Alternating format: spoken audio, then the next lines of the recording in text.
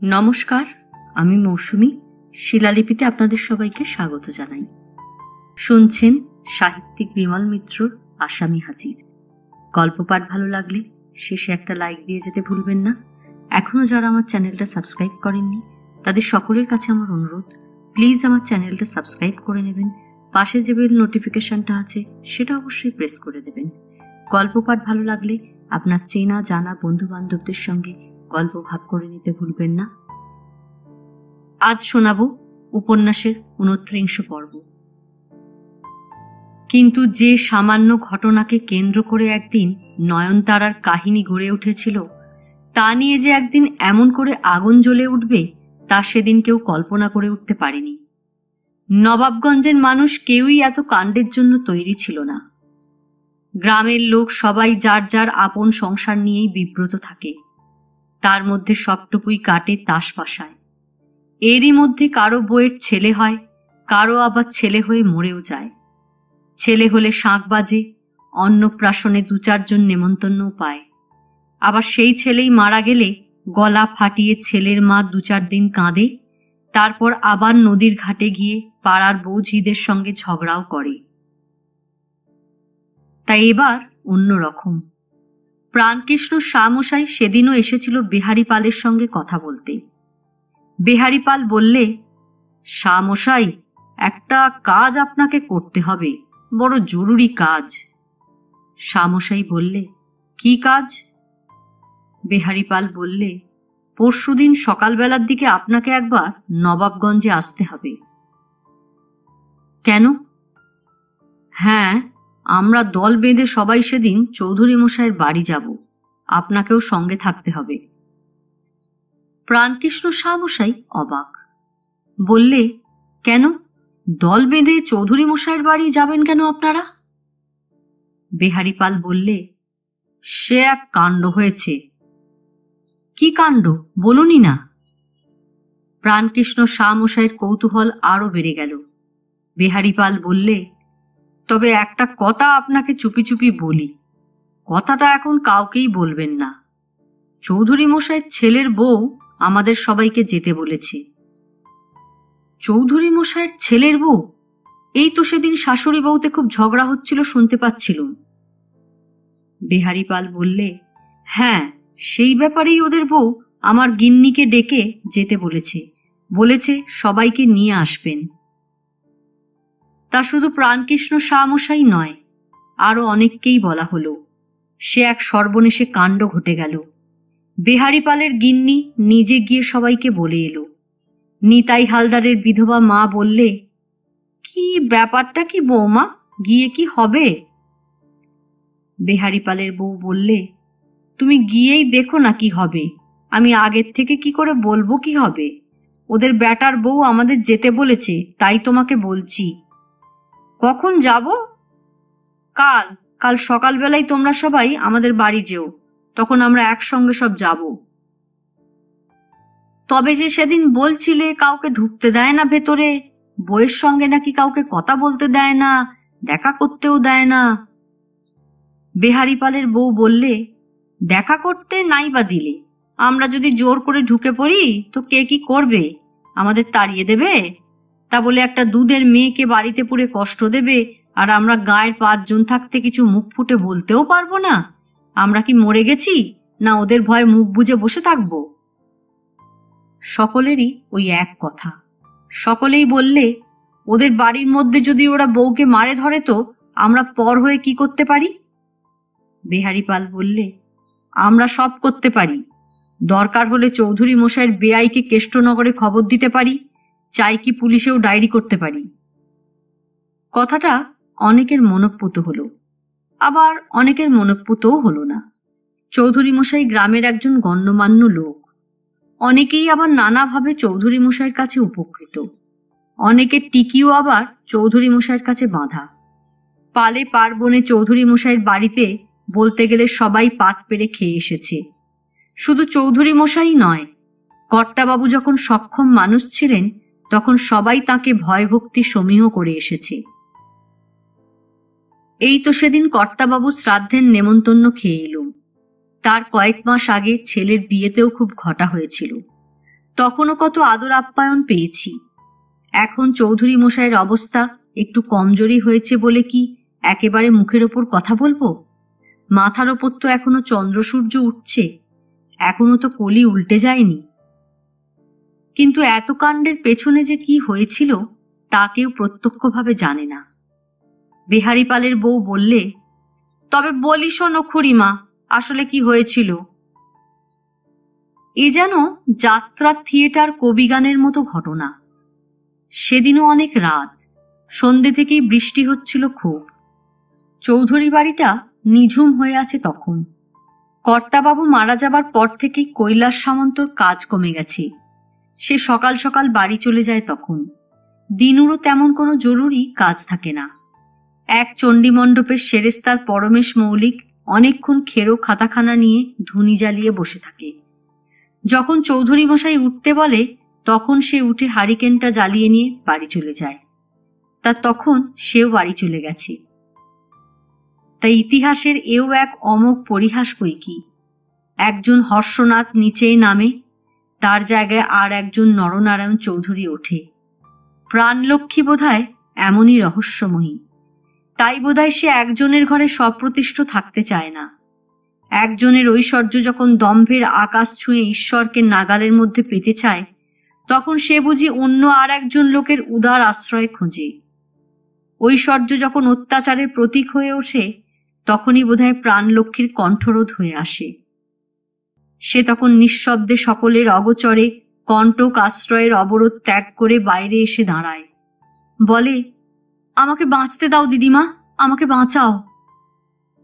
কিন্তু কে শোনে কার কথা? তার আর্তনাদ হয়তো কারোর কানেই পৌঁছয় না কোনোভাবে।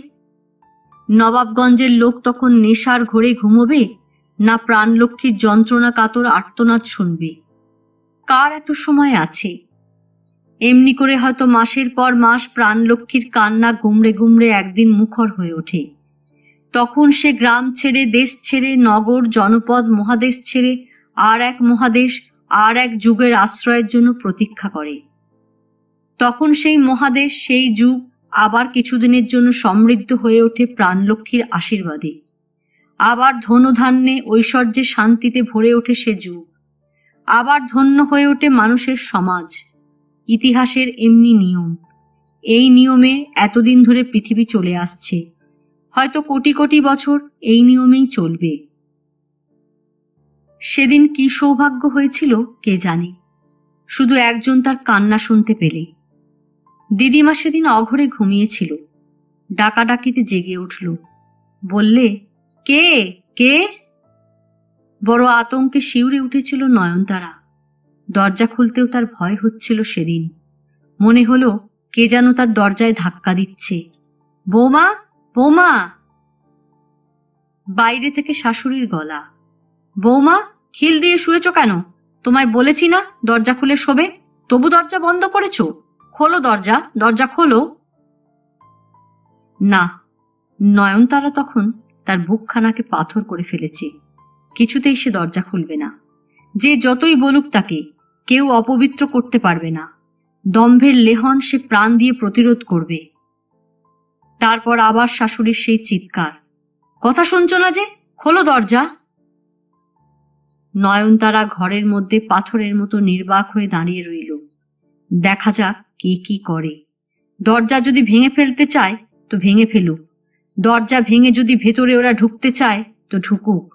তোমাদের পীড়নে আমি নতজানু হব না, আত্মসমর্পণ করব না কারোর কোনো প্ররোচনায়। খুলবে না তো দরজা?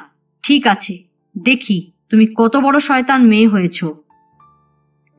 বৃষ্টি তখন আরো জোরে জোরে পড়ছে। পাশের বাগানের গাছগুলোর পাতায় তখন আরো আলোড়ন চলছে। পৃথিবী বোধহয় রসাতলে তলিয়ে যাবে তখন। নয়নতারা তখন স্থানুর মতো ঘরের এক কোণে দাঁড়িয়ে মুহূর্তের পদধ্বনি শুনছে। কে জানে কেন তারপর আর দরজায় ধাক্কা পড়ল না। নয়নতারা জানলাটা খুলে বাইরে চেয়ে দেখলে তার মনের ভেতরের সমস্ত আলোড়ন যেন বাইরের প্রকৃতিতে প্রতিরূপ গ্রহণ করেছে। বাইরে যা ঘটছে সে যেন আর শুধু বাইরেই নয়, তার ভেতরেও।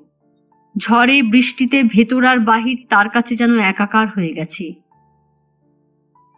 নয়নতারা জানালা বন্ধ করে দিয়ে আবার তার বিছানায় এসে বসল। কে তাকে বাঁচাবে? কে তাকে আশ্রয় দেবে? যে ছিল আশ্রয়দাতা সে নিজের আদর্শ নিয়েই নিরুদ্দেশ। সত্যিই তো, তোমার কাছে যদি আমার নিরাপত্তার চেয়ে তোমার নিজের আদর্শই বড় হয় তো হোক। আমি আর কোনোদিন তোমার কাছে আশ্রয়ের জন্য ভিক্ষা চাইতে যাব না। তোমার ভীরুতাই তোমাকে আমার কাছ থেকে দূরে সরিয়ে নিয়ে গেছে। একদিন আমিও যেদিন আমার আশ্রয় খুঁজে নিতে আরো দূরে সরে যাব, সেদিন তোমার ভীরুতাই আমাকে সাহস যোগাবে, আমাকে পথ দেখাবে। অনেকক্ষণ পরে মনে হলো বৃষ্টিটা যেন একটু থেমেছে। জানালার বাইরে তখন আর বাতাসের দাপাদাপি নেই। নয়নতারা কান পেতে শুনতে চাইলে কারো সাড়া পাওয়া যাচ্ছে কিনা, কেউ কোথাও জেগে আছে কিনা। তারপর যখন নিশ্চিন্ত হলো তখন দরজা খুলল সে। খুব আস্তেই দরজা খুলতে হলো যাতে কেউ না জেগে ওঠে। তারপর সে অন্ধকারে দাঁড়িয়ে বুঝতে পারলে না কি করবে সে। তবে কি এখান থেকে সে চলে যাবে? যেমন করে তার আশ্রয়দাতা একদিন তাকে ত্যাগ করে চলে গিয়েছিল, তেমনি করে এবারই ত্যাগ করবে? দিদিমার মনে হলো যেন স্বপ্ন দেখছে ঘুমিয়ে ঘুমিয়ে। ফকির আবার ডাকলে, মা, মা। এবার দিদিমা উঠে পড়ল, বললে, কে রে? ফকির? ফকির বেহারিপালের মুহুরি, বাড়ির পেছনের বাগানের দিকে গোলাঘরের পাশে থাকে। ফকির বললে, মা, ও বাড়ির বৌমা তোমাকে ডাকছেন। বেহারিপালের বউ বললে, ও বাড়ির বৌমা আমাকে ডাকছে? ফকির বললে, হ্যাঁ মা। তা তুই কি করে জানলি? তোকে কি ডাকলে? হ্যাঁ, কুয়োতলা থেকে আমাকে ডেকে বললেন তোমাকে ডেকে দিতে। বেহারিপালের বউ আর দাঁড়ালো না, একেবারে সোজা বাগানের শেষ প্রান্তে চলে এলো। একটু আগেই ঝড় বৃষ্টি হয়ে জল কাদা পেছল হয়ে গেছে চারদিক। শুকনো পাতা পড়ে জায়গাটা ভরে গেছে। তার উপর দিয়ে ডিঙিয়ে ডিঙিয়ে একেবারে গোলাঘরের পেছনে বেড়ার কাছে এসে দাঁড়ালো।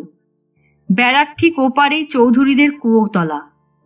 সেই কুয়োতলার চারপাশে ভ্যারেন্ডা গাছের ঝোপ। রাত্রির বেলা সেখানে সাপ খোপ থাকতে পারে, কিন্তু সেসব ভয় করতে গেলে নয়নতারা চলবে না।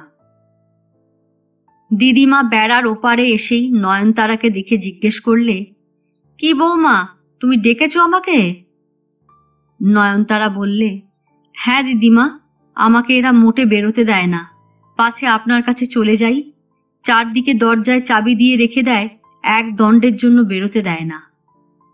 আমিও বৌমা কদিন থেকে তোমার কথা খুব ভাবছি। তোমার শাশুড়ি তো আমাকেও ঢুকতে দেয় না তোমাদের বাড়িতে, পাছে তোমার সঙ্গে আমি কথা বলতে যাই। সেদিন তোমার চেঁচামেচি শুনে আমি তোমাদের ভেতর বাড়ির দরজা পর্যন্ত গিয়েছিলাম, কিন্তু তোমার শাশুড়ি আমাকে যাচ্ছে তাই করে অনেক কথা শুনিয়ে দিলে। তারপর থেকে আর চেষ্টা করিনি।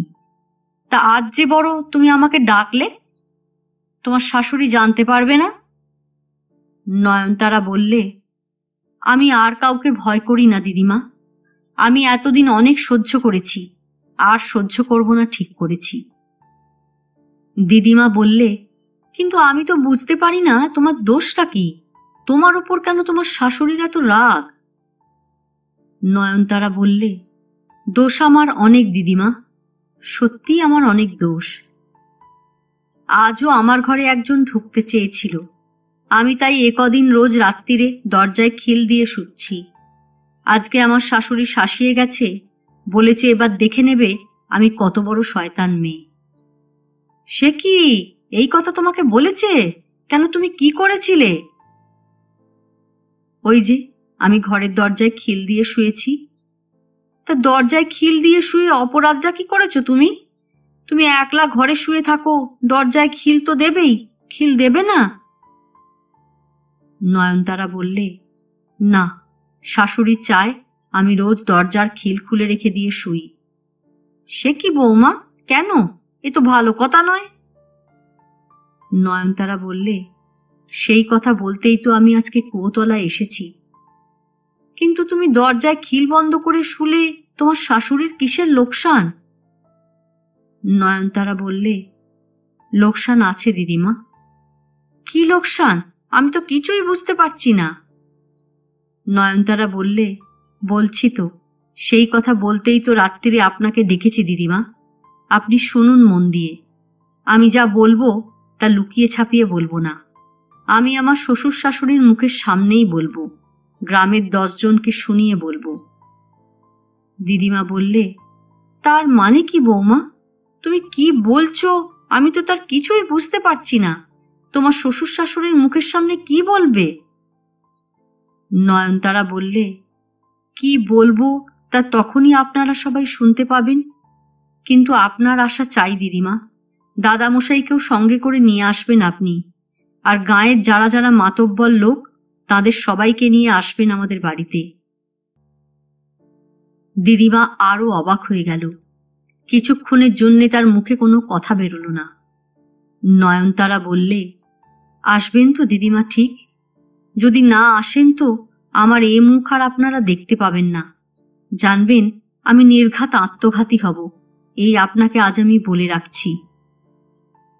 দিদিমা বললে, ছি বৌমা, ও কথা মুখে আনতে নেই। তুমি বুদ্ধিমতী মেয়ে, ও কথা কি বলতে আছে কখনো? নয়নতারা বললে, না, আমি যা বলছি তা ঠিকই বলছি। বলুন, আপনারা ঠিক আসবেন? আসবেন বলুন। দিদিমা বললে, তা আসবো। নয়নতারা বললে, হ্যাঁ আসবেন, সকলকে ডেকে নিয়ে আপনারা দল বেঁধে আসবেন। দিদিমা বললে, অন্য লোকের কথা বলতে পারি নে বৌমা, দেখব চেষ্টা করে। আর তোমার দাদামশাইকে বলবো আরো 10 জনকে বলতে।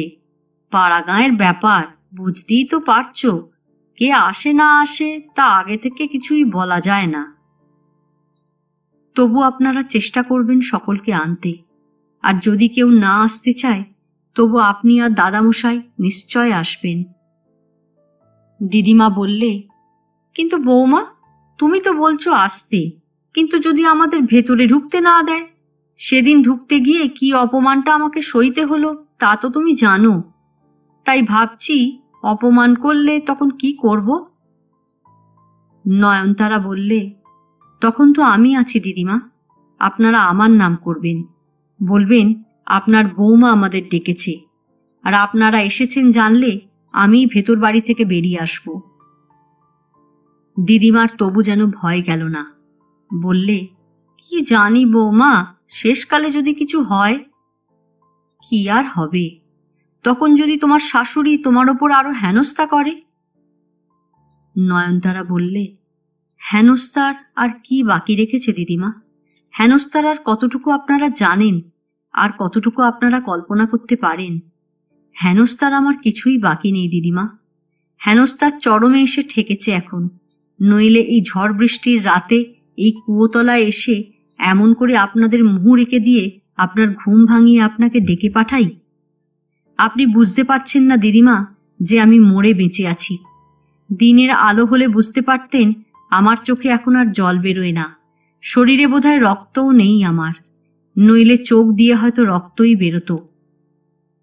কিন্তু এখন আর জলও বেরোয় না, রক্তও বেরোয় না। এখন আমি বুকটাকে পাথর করে ফেলেছি দিদিমা। সেদিন আমি সব বলবো, আপনাদের সব বলবো, কোনো কথা লুকিয়ে রাখবো না। বলতে বলতে নয়নতারা হাঁপিয়ে উঠেছিল। দিদিমা বললে, আচ্ছা বৌমা, তুমি এখন যাও, শেষকালে আবার তোমার শাশুড়ি দেখতে পেলে অনর্থ বাঁধাবে। আমরা ঠিক যাব, কাল বাদে পরশু ঠিক যাব। কালকের দিনটায় সকলকে খবর দিতে হবে, তারপর পরশু শুক্রবার, সেদিন সকালবেলাই যাব। এরপরে নয়নতারা আর দাঁড়ায়নি সেখানে। যেমন এসেছিল তেমনি আবার নিজের ঘরের ভেতর ঢুকে পড়ে দরজায় খিল দিয়ে দিলে। বেহারি পালের বউ বাড়িতে এসে নিজের ঘরে ঢুকবার আগে একবার কর্তাকে ঘুম ভাঙিয়ে ওঠালে, ওগো শুনছ? বেহারি পালের ঘুমে তখন চোখ জুড়ে ছিল। তাড়াতাড়ি উঠে বসল। বললে, কি হলো আবার? আবার কি হলো? নয়নতারা বারান্দাটার কাছে গিয়ে টিপি টিপি পায়ে নিজের ঘরে ঢুকে নিঃশব্দে দরজায় খিল দিয়ে দিলে। হঠাৎ আকাশ ভেঙে তখন আবার ঝমঝম করে বৃষ্টি নামল।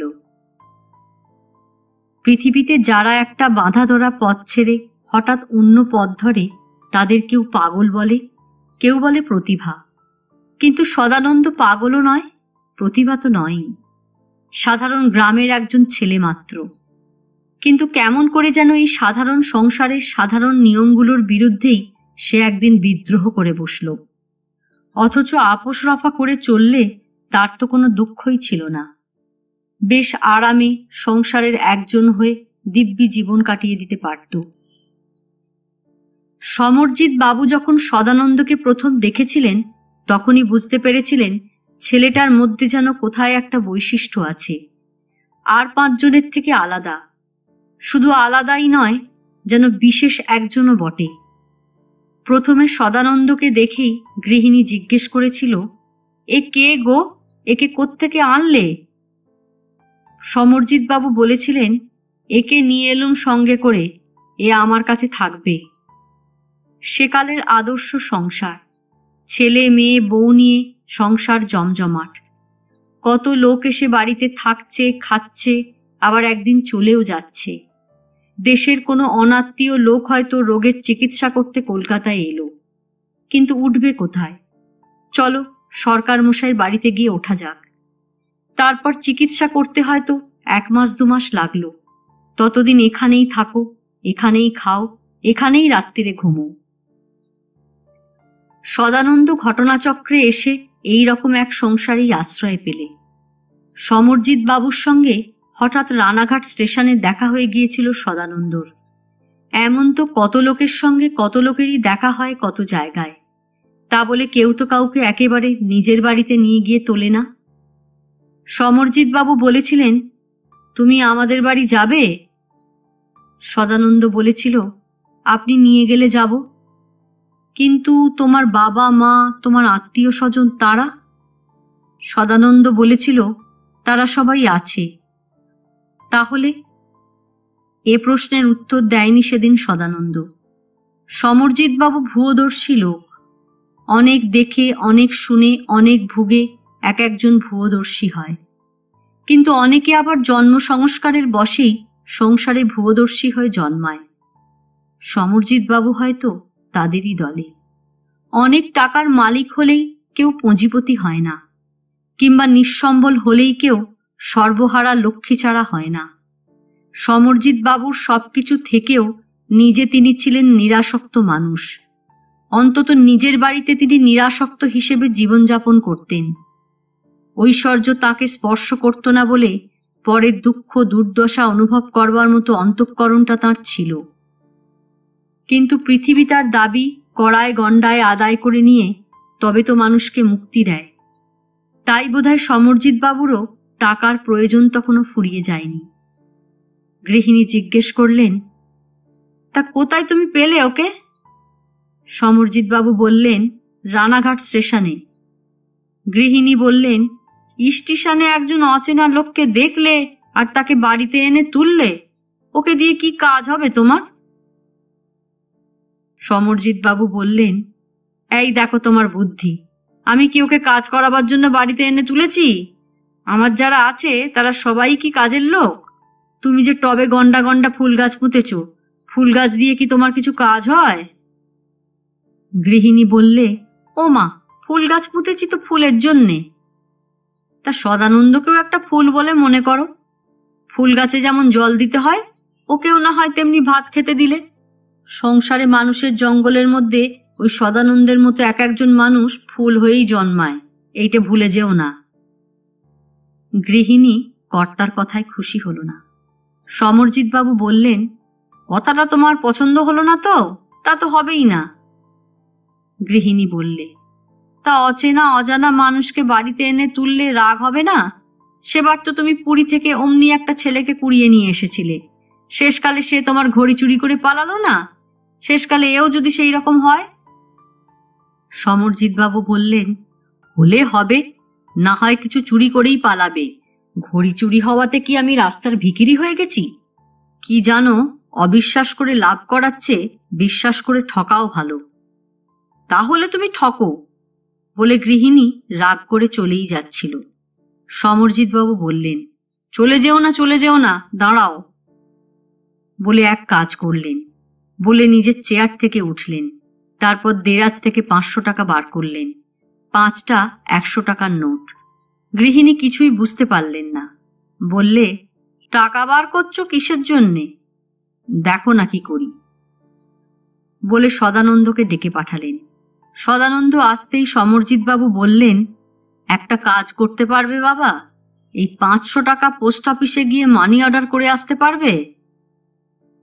সদানন্দ বললে, দিন, কিন্তু কোন ঠিকানায় কার নামে মানি অর্ডার করব?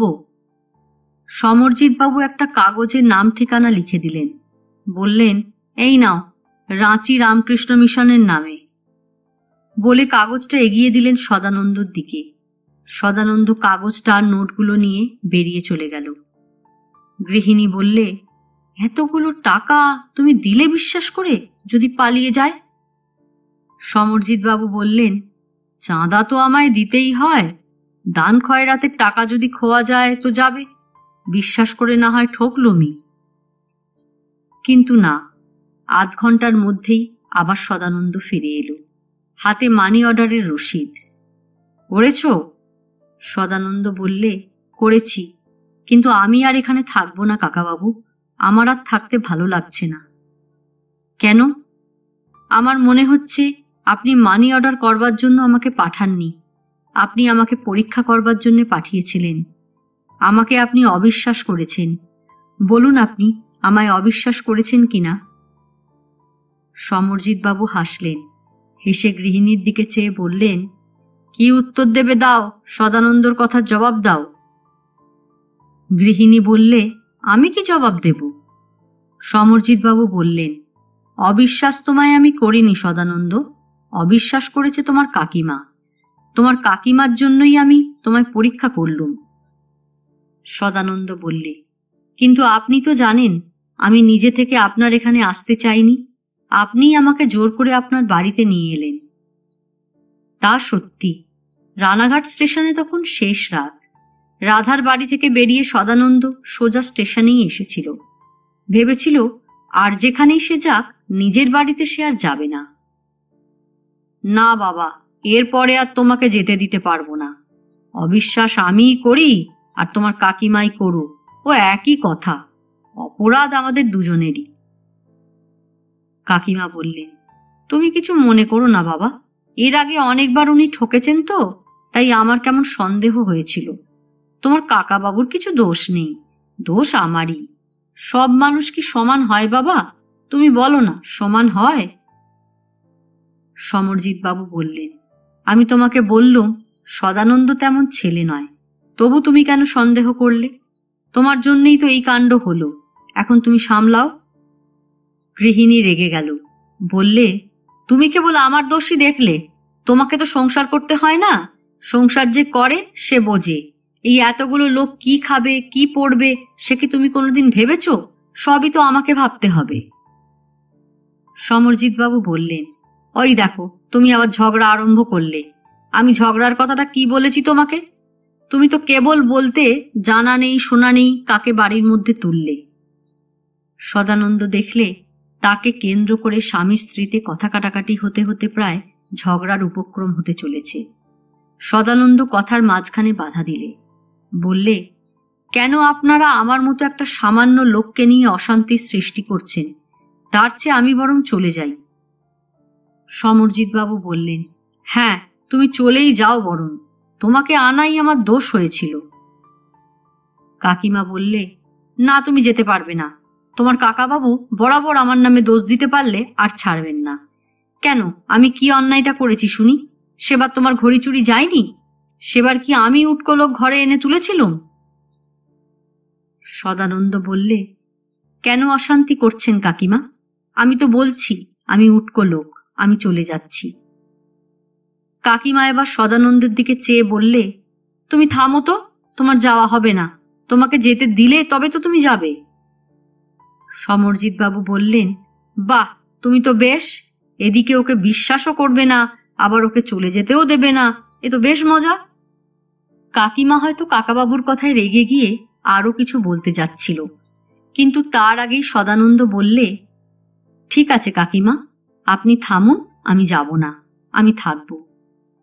এমন সময় বাইরে থেকে কে যেন দৌড়তে দৌড়তে এসে বললে, মা, দাদাবাবু এসেছে। খোকা এসেছে, খোকা এসেছে। সমরজিৎ বাবুও যেন একটু উৎসুক হয়ে উঠলেন। বললেন, কে? খোকা? এতদিন পরে খোকা এলো? কাকিমা আর দাঁড়ালো না, সোজা ভেতরে চলে গেল। কেই বা খোকা, আর সেই খোকা এলে এত হইচই বা কেন, তা সদানন্দ সেদিন জানত না।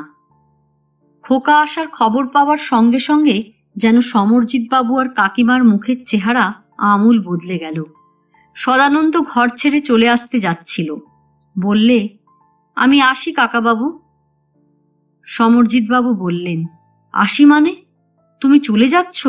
এই যে এক্ষুনি তুমি বললে তুমি যাবে না, আবার চলে যাচ্ছ যে? যদি যেতে হয় তো তোমার কাকিমাকে বলে যাবে, আমি কিছু জানি না। সদানন্দ আর কথা না বলে একতলায় চলে এলো। এসে নিজের ঘরখানার সামনে দাঁড়িয়ে দেখলে সারা বাড়িময় যেন হঠাৎ শোরগোল পড়ে গেছে। চাকর ঠাকুর ঝি সবাই যেন সন্ত্রস্ত হয়ে উঠেছে দাদাবাবুর আসবার খবর পেয়ে। কে দাদাবাবু? এতদিনের মধ্যে একদিনও তো সে দাদাবাবুর নাম শোনেনি। মহেশ শশব্যস্ত হয়ে ওপরের দিকে যাচ্ছিল। সদানন্দ তাকেই ডাকলে। বললে, কে এসেছে গো? মহেশের তখন কথা বলবার সময় নেই। বললে, দাদাবাবু। সদানন্দ জিজ্ঞেস করলে, দাদাবাবু কে? কিন্তু সে কথার জবাব দেবার মতো সময় মহেশের ছিল না। তার আগেই সে সিঁড়ি দিয়ে ওপরে উঠে গেল। সদানন্দ সেখানেই চুপ করে দাঁড়িয়ে রইল। বাইরে মনে হলো যেন একটা গাড়ির আওয়াজ হলো। গাড়িটা বোধহয় দাদাবাবুকে নামিয়ে দিয়েই আবার চলে গেল। তারপর সেখানে দাঁড়িয়েই সদানন্দ দেখলে একটা সাদা কোট প্যান্ট পরা লোক ভারী জুতো পরে দুমদুম শব্দ করতে করতে বাড়ির ভেতর ঢুকল। তারপর ভেতরে ঢুকে সোজা সিঁড়ি দিয়ে দোতলায় উঠে গেল। পেছন থেকে মুখটা স্পষ্ট করে দেখা গেল না, কিন্তু মনে হলো দাদাবাবুর বয়স খুব কম নয়। পেছন থেকে দেখে যতটুকু বোঝা যায় তাতে মনে হলো 30 কি 32 বছর, কিন্তু বেশ ভালো স্বাস্থ্য। মহেশ আবার তরতর করে নিচে নেমে এসে রান্নাঘরের দিকে যাচ্ছিল। সদানন্দ তখনও দাঁড়িয়েছিল। মহেশ এসে বললে, আপনি তখন কি বলছিলেন আমাকে?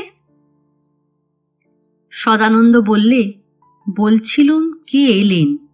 দাদাবাবু। দাদাবাবু? দাদাবাবুকে? মহেশ বললে, আগে বাবুর ছেলে, এই একই ছেলে বাবুর। এই এক্ষুনি বাড়িতে এলেন কি না, তাই বৌদিদিকে খবর দিতে গিয়েছিলুম। তবু কথাটা কেমন দুর্বোধ্য লাগলো সদানন্দের কাছে। এ বাড়ির ছেলেই যদি হয় তো তাহলে এত হইচই কেন? বাড়ির ছেলে বাড়িতে আসবে, তার জন্য সবাই এত সন্ত্রস্তই বা কেন? সদানন্দ জিজ্ঞেস করলে, দাদাবাবু কোত্থেকে এলো? লোকটা গলা নিচু করে বললে, দাদাবাবু তো রোজ বাড়ি থাকে না, অনেকদিন পর পর বাড়িতে আসে, তাই। এরপর আর কিছু কথা জিজ্ঞেস করা ভালো হবে কিনা বুঝতে পারল না সদানন্দ। এ বাড়িতে সে নতুন এসেছে। বলতে গেলে সমরজিৎ বাবু তাকে জোর করেই ধরে নিয়ে এসেছেন। তার পক্ষে এত কৌতূহল থাকা ভালো না। কিন্তু মহেশ নিজে থেকেই আবার বলে ফেলল, দাদাবাবু পুলিশে চাকরি করে কিনা, তাই বাইরে বাইরে ঘুরে বেড়াতে হয় দাদাবাবুকে। এই তো দাদাবাবু এখন এলো, এখুনি খাওয়া দাওয়া করে আবার আপিসে চলে যাবেন। এতক্ষণে বুঝতে পারলে সদানন্দ। মহেশও চলে গেল। সদানন্দ তার নিজের ঘরখানার মধ্যে এসে ঢুকল। কোথায় কি করতে সে বাড়ি থেকে বেরিয়েছিল, আর কোথায় বউবাজারের কোন এক সংসারের ভেতর একেবারে অন্দরমহলে এসে ঢুকে পড়ল। অচেনা অনাত্মীয় লোক। কোনোদিন কোনো সূত্রে এদের সঙ্গে তার পরিচয়ও ছিল না, অথচ এই কদিনের মধ্যেই একেবারে একাকার হয়ে গেল সে কেমন করে? আসলে এর পেছনে যা কিছু কৃতিত্ব সবই সমরজিৎ বাবুর। সেই রানাঘাটের অন্ধকার প্ল্যাটফর্মের ওপর সেদিন যদি সদানন্দ না থাকত তো সমরজিৎ বাবুর অনেক টাকার লোকসান হয়ে যেত। ট্রেন তখন প্রায় ছেড়েই দিয়েছিল। সদানন্দ ব্যাগটা নিয়ে এক লাফে ট্রেনে উঠেই বললে, এই ব্যাগটা কি আপনার? আপনি ফেলে যাচ্ছিলেন। সমরজিৎ বাবু তখন গাড়িতে উঠে নিশ্চিন্ত হয়ে বসেছিলেন। অত রাত্রে অন্ধকারে তিনি যে ট্রেনে উঠতে পেরেছিলেন তাই যথেষ্ট। হঠাৎ অচেনা একটা গলার শব্দে ছেলেটার দিকে চাইতেই দেখলেন সে তার ব্যাগটা হাতে নিয়ে দাঁড়িয়ে আছে। দেখেই অবাক হয়ে গেছেন, এই ব্যাগটার মধ্যেই তো তার টাকা কড়ি যা কিছু সর্বস্ব। তাড়াতাড়ি বললেন, হ্যাঁ, এটা তো আমারই ব্যাগ, কোথায় পেলে তুমি? প্ল্যাটফর্মের ওপর পড়েছিল, অন্ধকারে বোধহয় আপনার সঙ্গের লোক দেখতে পায়নি। সমরজিৎবাবু বললেন, এই দেখো মহেশের কাণ্ড, মহেশ তো 3rd ক্লাসের কামরায় রয়েছে। ভাগ্যিস তুমি ছিলে বাবা, তাই নইলে তো আমার সর্বনাশ হয়ে যেত। ট্রেন তখন ছেড়ে দিয়েছে। সদানন্দ বললে, তাহলে আমি আসি। বলে চলন্ত ট্রেন থেকে নামতে যাচ্ছিল সদানন্দ। সমরজিৎবাবু বললেন, আরে করছো কি, কাটা পড়ে যাবে যে। বলে সদানন্দর হাতটা চেপে ধরলেন। তারপর নিজের কাছে বসিয়ে বললেন, বসো এখানে, পরের স্টেশনে নেমে যেও। ট্রেন তখন সত্যি জোরে চলতে আরম্ভ করেছে। সদানন্দ আর নামতে পারলে না।